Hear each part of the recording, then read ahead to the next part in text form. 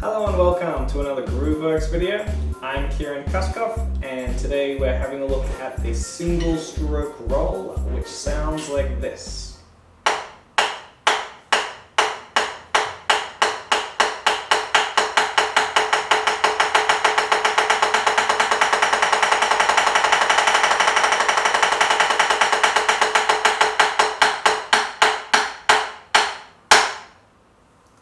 So this rudiment is super simple.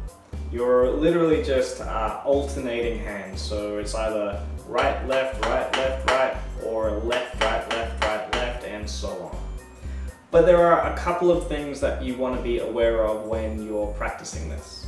So probably the first one is your rhythm. So you want your rhythm to be perfectly even. And if you're new to drumming, you might find that you've got a bit of a gallop going, like that. So just try to even out that rhythm so it's constant. The other thing is your dynamics.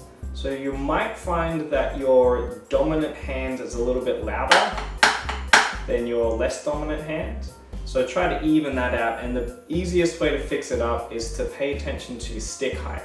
So the further back the tip of your stick comes, the louder you're probably going to play. So if you can get your stick height to be even, you're probably going to play more even dynamically.